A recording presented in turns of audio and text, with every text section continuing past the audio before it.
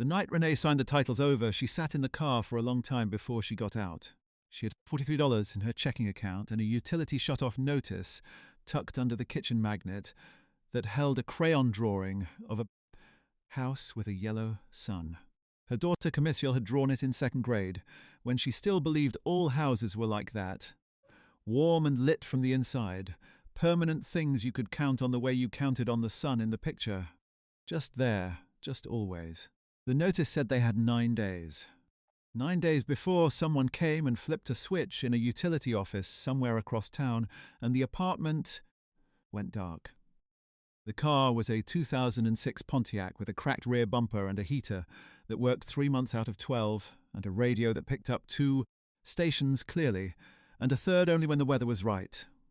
The buyer had offered $2,200, and Renee had stood on the curb with the man's check in her hand and understood, with a cold and particular clarity, that the sum of 8 years of driving to a second shift, of picking up Camille from her sister's apartment at 10 at night, of hauling groceries in plastic bags stacked on the back seat and watching the rear bumper catch the light of parking lots she knew by rote, was $2,200 and 9 more days of light.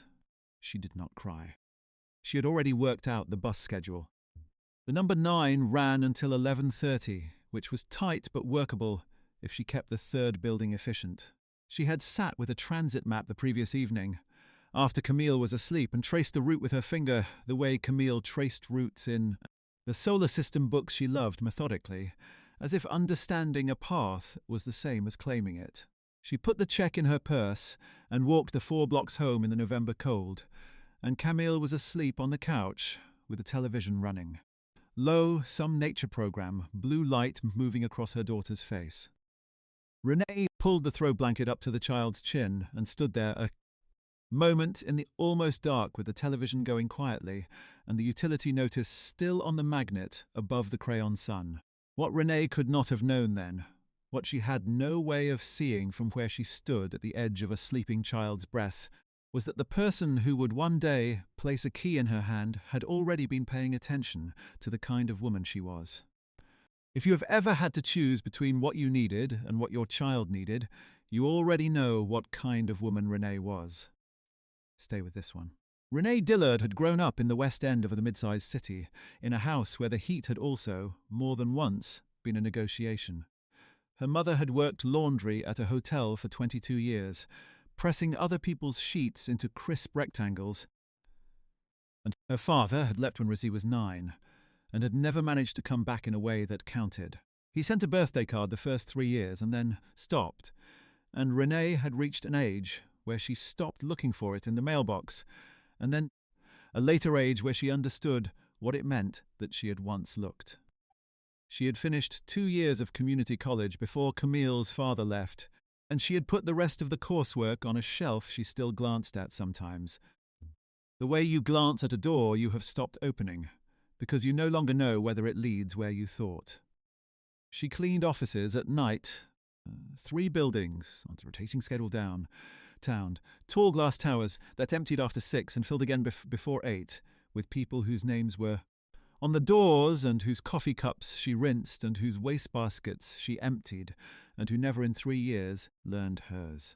She worked the breakfast shift at a family diner on Tuesdays and Thursdays, which broke the week up in a way she found useful, gave her somewhere to be in the morning that involved other people's faces, and the smell of coffee and a sense, however modest, of being in a place that was glad she had shown up. Camille was 10 years old when Renee sold the car in the 4th grade, missing a front tooth on the left side, where the permanent tooth was still deciding. She was a child who read everything within reach and told her mother things she had learned the way other children showed off drawings, with both hands out, wanting you to see. She had a quality of attention that made adults straighten slightly in their chairs when she spoke to them. Her teacher had called Renee in October of that year to say that Camille was going to need more than the classroom could give her, and Renee had nodded and understood this to be both a compliment and a weight, and had carried both the way she carried everything else, without putting them down. Renee had a sister named Deb who watched Camille on school nights and who kept her kitchen stocked and who had a laugh that could reorganize a room. She had a landlord named Mr. Kowalski, who was not a bad man, but who had stopped extending grace after the third late payment in a calendar year, and Renee understood his position and did not hold it against him, because a man keeping had the same kind of math as a woman keeping her lights on, and she was in no position to resent anyone's arithmetic. The utility shut-off was not the first. It had happened once before, 18 months earlier, and they had spent 2 nights at Deb's apartment before the reconnect fee was covered. Camille had told her cousin it was an adventure.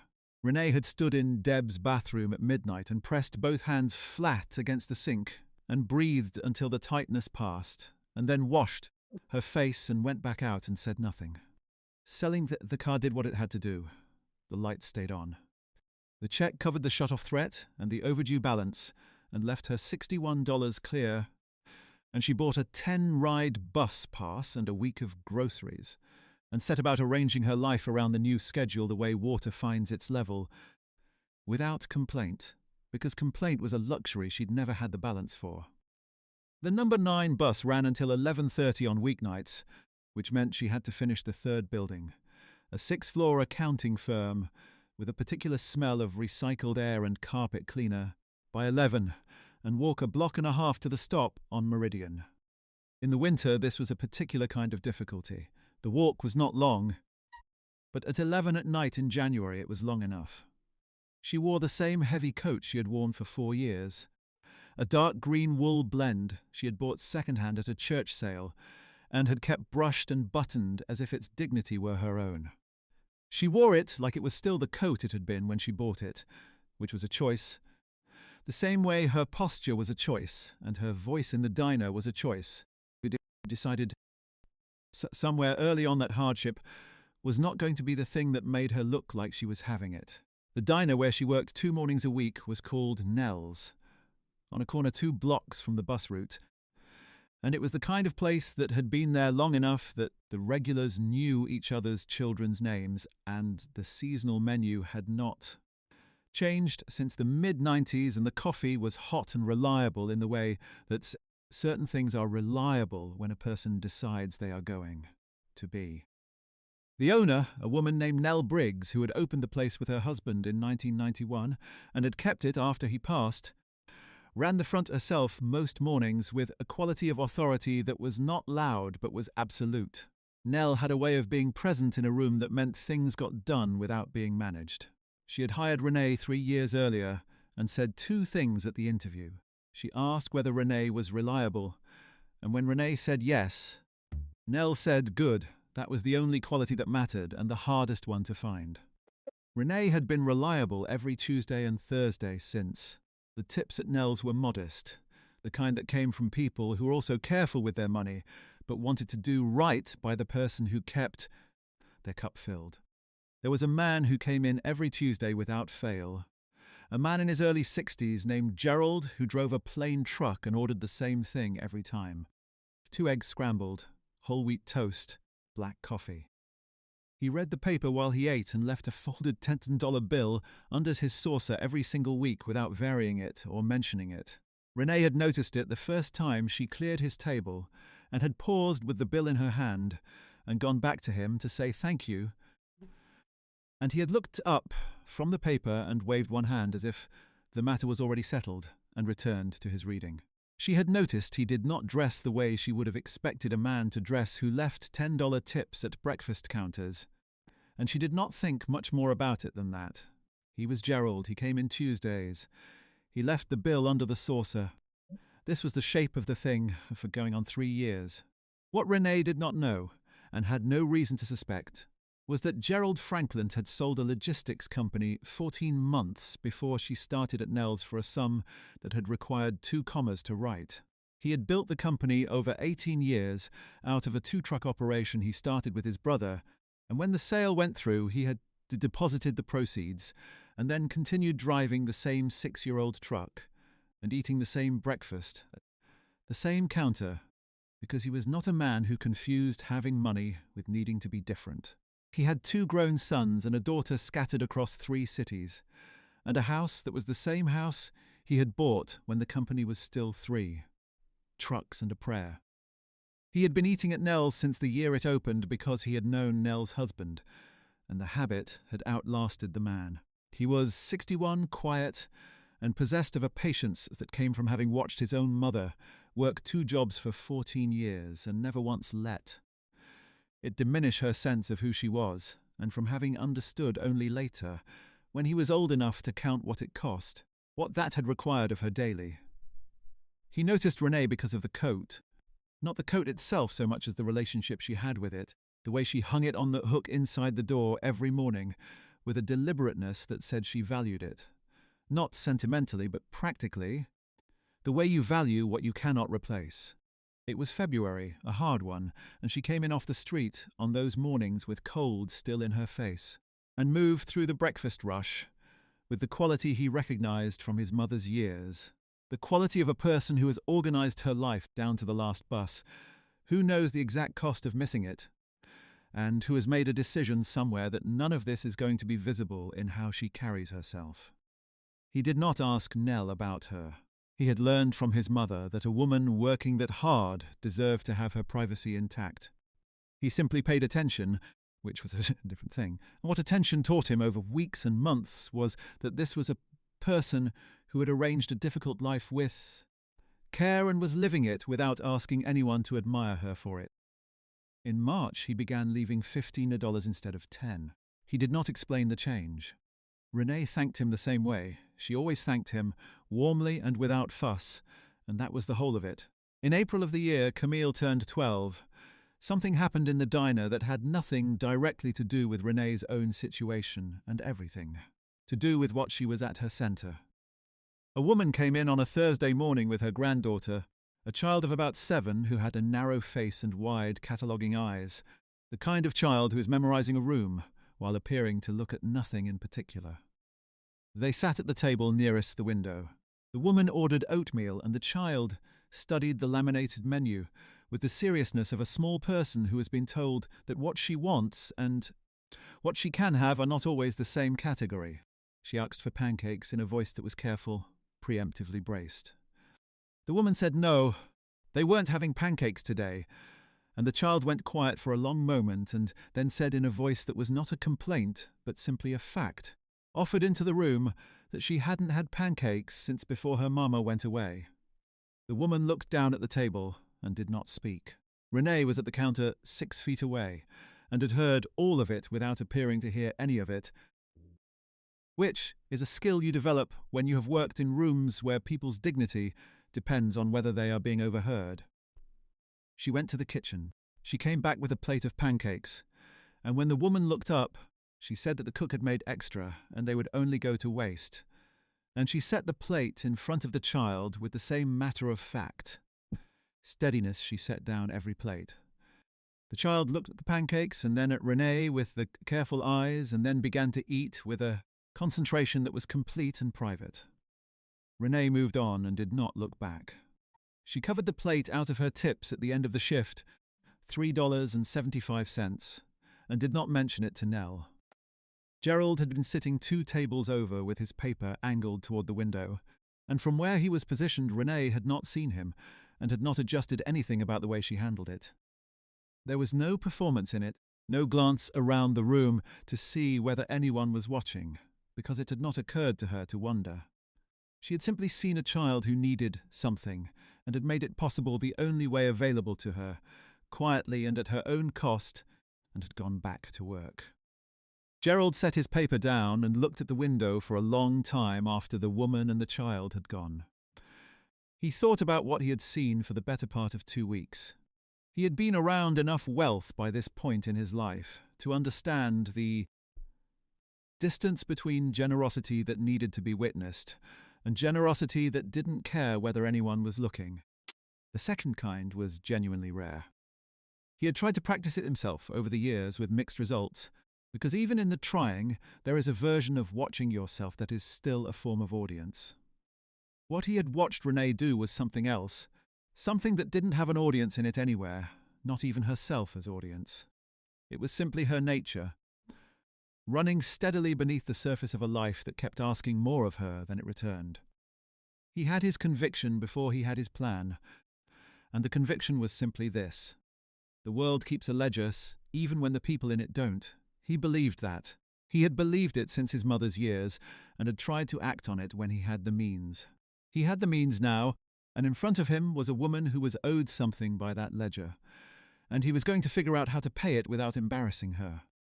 Renee, in the meantime, was thinking about Camille's school fees and whether the construction on Harmon was going to affect the number 9's timing, and about the cuff seam on the green coat that kept separating along the left wrist and that she repaired every few weeks with a needle and thread she kept in the kitchen drawer. She was thinking about whether Camille's school shoes were going to last the rest of the year. She was not thinking about Gerald, or the pancakes, or what someone across the room might have concluded about the quality of her character. She was solving the next thing, and then the thing after that, and she had been doing this long enough that it had stopped feeling like struggle and started feeling simply like the shape of a Tuesday. Camille turned 13 in October and asked for 2 things for her birthday: a library card renewal and a specific book about the solar system she had seen in a bookshop window downtown, and described to Renee with the careful specificity of someone who had looked at a thing long enough to memorize it without touching it. The book cost $14. Renee moved it from the grocery line. Camille unwrapped it at the kitchen table and held it in both hands and turned it over once and then opened it to the middle and stayed there for a long time, reading, and then she looked up and said thank you in the voice she used for things that mattered. She read the whole book in 4 days and it left on the kitchen table with a sticky note that said this one is for keeping. Renee read 3 chapters of it herself after Camille was asleep that week, learning about gas giants and the math of orbits, and sat at the kitchen table in the quiet apartment with a feeling she did not entirely have a name for. Something between pride and the particular ache of wanting more for someone than the world has so far agreed to provide. The year Camille turned 14, Nell Briggs had a conversation before opening hours on a Tuesday morning in March with Gerald Franklin that she kept private and intended to keep private. What came of it was this. 2 weeks later, on a cold evening in late March, Renee put her hand in the pocket of her green coat on the number 9 bus headed toward the second building and found an envelope. She had not put it there. She looked at it in her lap. Her first name was written on the front in a plain printed hand. She looked up at the other passengers on the bus as if one of them might explain this, and no one was looking at her. She opened the envelope carefully. $1,500 in $50 bills, fitted in, and a single index card in the same plain printed hand. You work hard for people who don't always see it. This is from someone who does. She turned the card over. Nothing on the back. No name. She sat with the envelope in her lap for the remaining 10 minutes of the bus ride, and then walked through the first building with it, still in her coat pocket. And she was aware of it the entire shift the way you are aware of something that has changed the weight of the air around you. She got home at midnight and sat at the kitchen table under the overhead light with the envelope in both hands and the apartment quiet around her. She had a sensation she had to sit with for a full minute before she could name it. It was not surprise exactly. It was the particular feeling of being seen, sudden and specific and thorough, by a world that had been mostly looking at everything else. She used $500 for Camille's next semester of extracurricular fees and used $300 more for a proper winter coat for Camille, the kind with the cinched waist and the deep hood that Camille had stopped in front of in a shop window the previous November. Without saying anything, just looked at it for a moment and then kept walking, which was a gesture Renee had catalogued without letting on. She put the remaining $700 into a savings account she opened at her bank the following morning. She did not name the account. She did not tell Deb about the envelope. She thanked whatever it was in her own private way and went back to the number 9 and the buildings and the Tuesday and Thursday mornings at Nell's. The second envelope came 11 months later. Same pocket, same amount, same handwriting. Renee went back to Nell's the morning after she found it, before the Tuesday shift, and waited until the counter was quiet to ask Nell directly whether she knew anything. Nell studied a point somewhere above Renee's head for a moment, and then said she hadn't seen a thing, and the particular calm and precision with which she said it told Renee everything she needed to know about who had asked Nell to keep something and about Nell's intention to keep it. Renee thanked her. She put the second 1,000 in the savings account alongside the first and did not touch either of them. 2 years passed in the shape that years pass when the terms of your life have been set and you are living within them. Camille grew into the book about the solar system and out of it and into harder ones. She became someone who argued with what she read, who left pencil marks in margins with question marks and counterclaims, who would come to the kitchen table with a position and defend it with the unhurried confidence of a person who has checked her facts. She turned 15 and 16 and started talking about college with a specificity that suggested she had been thinking about it for longer than she was admitting to. She wanted environmental science. She wanted to understand what was happening to the water and the air, and she wanted to be someone who did something about it. She had a list of programs in her composition notebook, handwritten, annotated, with small, neat notes about financial aid structures and scholarship windows and deadlines. She showed it to Renee one evening when the apartment was quiet, setting the notebook on the table between them and looking at the wall as if she were presenting something and trying not to be seen presenting it. Renee read every page. She read the annotations. She said, "You've done your homework," and Camille said, "I've been doing it for a year." And something loosened in Renee's chest in the best possible way, like a door she had quietly stopped trying and had never officially given up on swinging back on its own. Gerald came in on a Tuesday morning in March and ordered his usual, and when Renee brought the coffee he asked, without preamble or build-up, whether she had 20 minutes after her shift. He said it plainly, the way a person says something they have thought about long enough that all the rehearsal has worn off. Renee set the coffee pot down and looked at him for a moment. She recognized something in the quality of the request. The same quality as the index card, careful and direct and without drama, and she said she could manage that. She did not ask what it was about. The morning crowd thinned and Nell found business elsewhere in the kitchen, and Renee slid into the far booth across from him. He told her. He did it in the order that made sense, which was not the order she might have expected. He started with his mother. He talked about watching her work 2 jobs for 14 years and understanding only in his 30s what it had required of her, the daily cost of carrying that without complaint, and what it had done to him when he finally understood it in full. He told her about selling the company and about the truck and about why he kept coming back to Nell's. He told her about the coat. He told her about the pancakes, the Thursday in April, the child with the careful eyes, the plate he had watched her bring out, and the way she had moved back to the counter without looking to see whether anyone had noticed. He said that he'd had thought about it for 2 weeks, and that what he saw was a person whose goodness was habitual and private, and being spent steadily in a world that was not keeping track. He said he believed the world should keep track. He said there was a college fund in Camille's name. He named the amount. $40,000 in a custodial account set aside 3 years ago, ready the fall she enrolled. He pushed an envelope across the table. Renee looked at the envelope and then at Gerald for a long time. She did not say it wasn't necessary, because saying that would have been a kind of untruth, and they both would have known it.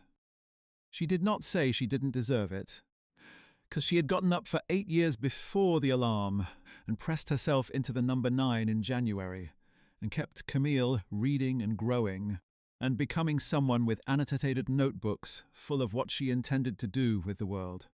And she was past apologizing for having done that. What she said, after a moment, was this.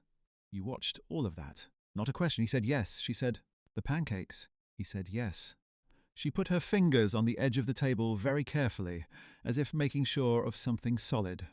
Then she said thank you, and her voice did what voices do when a weight they have been carrying for a long time finally finds somewhere to set itself down, when the carrying and the being seen for the carrying arrive in the same moment, and there is nothing left to brace against.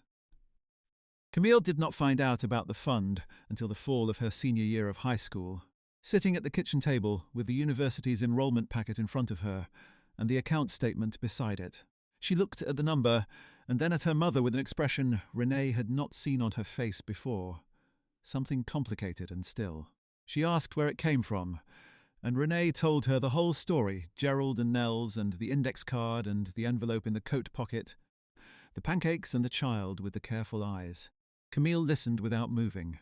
When Renee finished, Camille said, "Did you know someone was watching?" And Renee said no. Camille sat with that for a moment.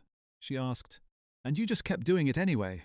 And Renee said yes, because there was no other way to do it.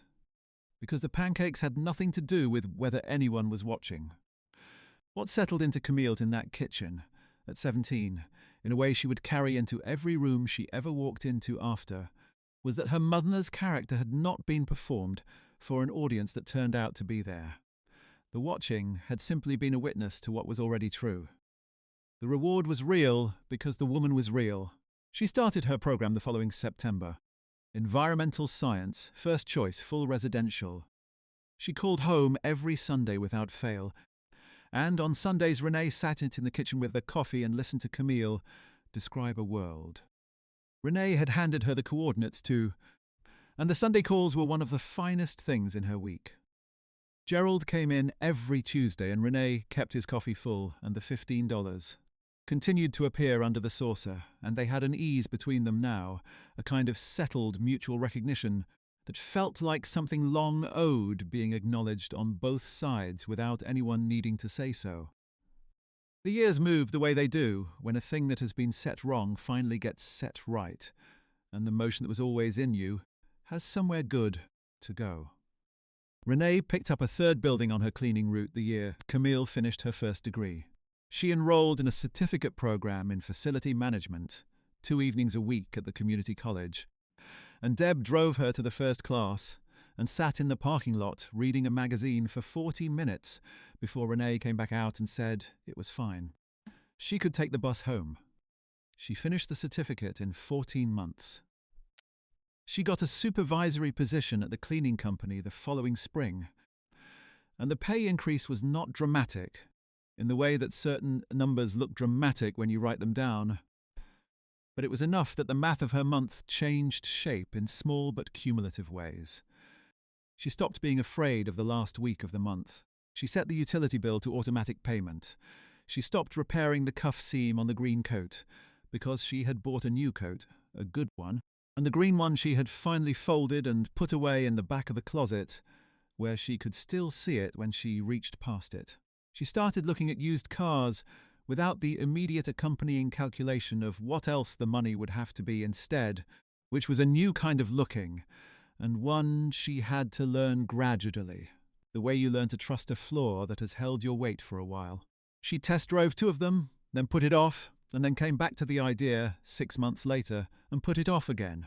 Not from shortage, but from a habit of caution that had been her companion long enough that she wasn't always sure when it was serving her and when it was just a reflex. Camille graduated on a bright morning in May, 4 years after she enrolled, in a field at the edge of campus, with 100 other students and parents in folding chairs. Renee sat with Deb and watched her daughter walk across a low stage in the flat morning light and receive a folder she held with both hands. And Deb put her arm around Renee, and they both looked at the figure in their black gowns and crossing the grass and did not say anything, because some things are better held than said.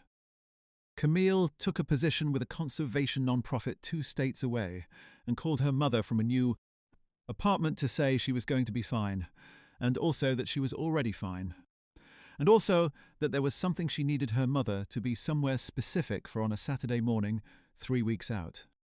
She said it lightly, carrying the thing beneath it the way she had carried the annotated notebook to the kitchen table, trying not to show how long she had been thinking about it. Renee took the bus to Deb's house that Saturday because Deb had called and said to come early. She had coffee on. She went in her green coat, which she had taken back out of the closet for no reason she could have named precisely. Just something about the day and the cold, and the fact that she had worn it through so many mornings that it felt right for one that was going to matter. She did not know that Camille had been in town since Thursday, sleeping in her old room, had driven up from the city in the thing she had bought 3 weeks before, and parked around the block Friday night. She did not know that Deb and Camille had spent a significant portion of Thursday evening wrapping the car's roof in a large red bow that kept sliding off until Camille anchored it with a length of ribbon around the side mirrors, and Deb had stood in the cold laughing and saying it was too much, and Camille had said it was exactly right. Renee came out of Deb's front door at 9 in the morning in the green coat and stopped on the top step. Camille was standing in the street next to a navy blue sedan with a red bow the size of a harvest basket listing slightly to the left on its roof. The morning was grey and cold, and the street was quiet, and Camille was standing there with her hands at her sides, looking at her mother with the expression of someone who has rehearsed a moment for a long time and is now inside it and finds it is both more and less than the rehearsal. She said, "It's yours." Renee came down the steps the way you come down steps when you are not sure of what you are walking toward. Carefully, one at a time, she put her hand on the roof of the car, on the cold metal beside the base of the bow. She looked at her daughter standing in the street. 8 years was a specific weight. She knew its every component. The bus in January, the coat with the cuff seam, the night she stood at the kitchen sink, pressing her hands flat against the porcelain and breathed through whatever was rising, the 11 o'clock walks to Meridian Street, the $2,200 check, and the crayon house with the yellow sun, and the 9 days, and the feeling of sitting in the sold car before she got out and understanding that she was going to be all right, because she did not have any other option, and having that in the end be enough. 8 years, and this was what was on the other side of all of it. A navy sedan with a functioning heater. A daughter who had kept her own ledger, the same way her mother had always kept hers, quietly, faithfully, in the full expectation of eventually paying what she owed. Renee did not say all of it. She put one arm around Camille and pressed her face briefly against the side of her daughter's head, and held it there, the cold air on her neck and the familiar weight of her daughter's shoulders under her arm. She stood back.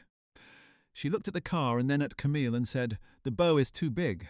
Camille said, "The bow is perfect." Deb said from the doorway where she had been standing, coffee cup in hand, "The bow is absolutely perfect, and both of you know it." Gerald had not been told this day was happening. He had not needed to be. What he had set in motion years ago by paying attention, by believing in a specific kind of accounting, had grown into something that did not require him anymore, and that was exactly what good things do when they are real. Renee would tell him the following Tuesday, over his coffee, quietly, at the counter. He would listen to the whole story, with his hands folded around his cup, and when she was done, he would nod once and look down at his eggs, and then look up and say, "She's something," meaning Camille, and Renee would say, "She always was," and then she would pause and correct herself and say, "She became something," and they would both understand what she meant, that you do not inherit character, you build it, and what you build it from is the ground you were given, and the person who kept that ground stable under your feet for as long as it took you to learn to stand. Gerald had not made Camille who she was. Renee had made Camille who she was. Gerald had made it possible for Renee to still be standing when it counted. This is how it works. Not in grand gestures delivered to cameras, but in a man who leaves $15 under a saucer every week for years, because he has decided that the world should keep better track. And a woman who brings pancakes to a child she does not know, because not doing it is not something she is capable of. And a girl who grows up watching her mother choose grace under every pressure and decides that she will spend her adult life making sure that choice gets honoured. The ledger always closes.